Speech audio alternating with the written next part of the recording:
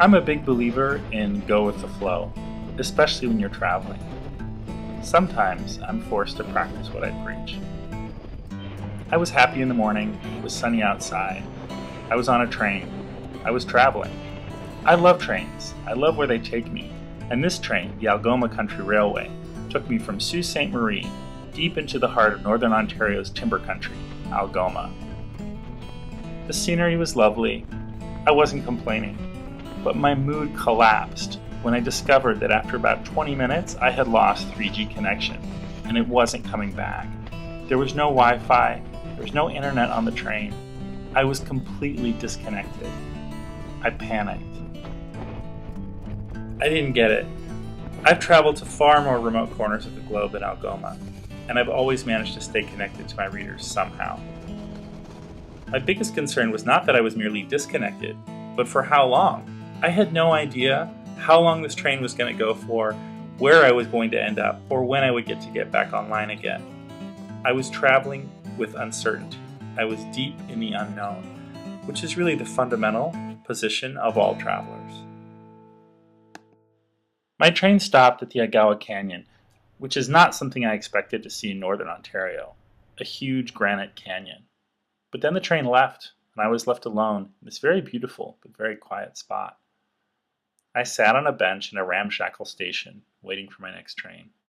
But then I went inside and snooped around, and found these great old things, like this portrait of Queen Elizabeth II.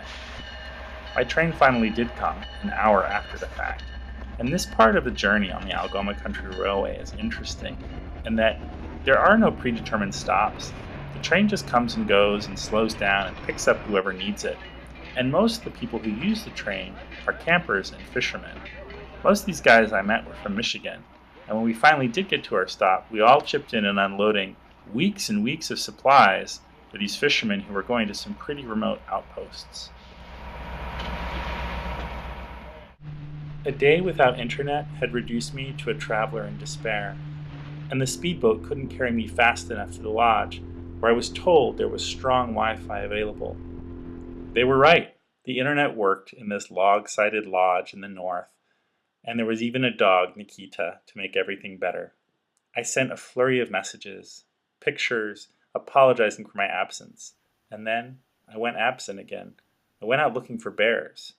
But better than bears, I found loons, Canadian loons.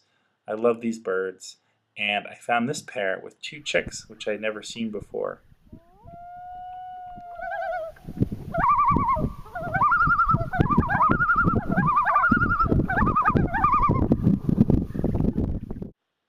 Lake Wabatongashi means white sand beach lake in Ojibwe, and there are white sand beaches all around the edges of the lake.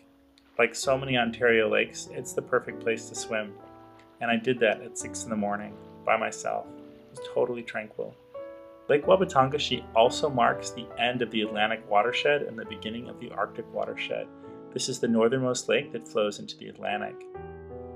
It was hard to leave a place with such a nice lake and internet, but I eventually took the train out and landed myself in Junction, population 45.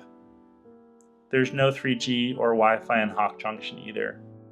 I coped with being disconnected again by attempting paddleboarding for the first time, which is a sport that requires a wetsuit, because you spend most of the time in the water. I finally switched to a canoe and head out onto Lake Superior.